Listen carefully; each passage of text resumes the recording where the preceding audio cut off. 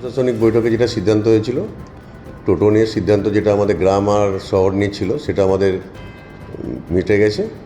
তো গ্রামের যারা আমাদের খুব সারাউন্ডিং যেসব অঞ্চলগুলো আছে তারাও আমাদের সিটি শহরে আসবে, কিন্তু আমাদের যে মেন সমস্যাটা কিউআর কোড যেটাকে বলে, সেটা একটু প্রসেসে টাইম লাগছে। আমরা 16 তারিখে পেয়ে যাবো, 20 তারিখের মধ্যে আশা করছি আমাদের টোটো যে নিয়ন্ত্রণটা সেটা চালু করে দিতে পারবো।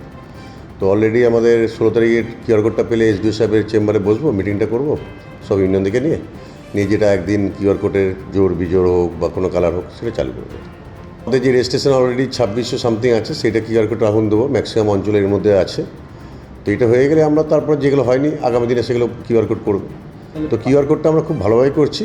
টোটাল বেসিক যেসব সিস্টেম আছে আমাদের, একটা টোটো আনঅথরাইজড টোটো বা যেসব মানে যারা আমাদের বেআইনি টোটো ঢুকে যাবে তারা আমরা ধরা পড়ে যাবো, আমাদের সেইভাবে প্রশাসনের থাকবে, আমাদের পৌরসভার কাছে থাকবে। এটাই না, কিউআর কোডটা এই জন্য একটু সময় লাগছে, একটা কিউআর কোডটা অনেকটা খরচ হচ্ছে, আমাদের পৌরসভার তরফ থেকে করছি। তো এসডিও সাহেব জানে ব্যাপারটা, যেদিন দেখবেন কিউআর কোডটা চালু হবে দেখতে পাবেন যে কোনো আনঅথরাইজড যেগুলো টোটো আছে যদি ঢুকে সঙ্গে সঙ্গে ধরা পড়ে যাবে। তার জন্য প্রশাসন যেটা ফাইন করবে বা আমরা যেটা ফাইন করবো আমরা যৌথভাবেই করবো, দেখতে হবে।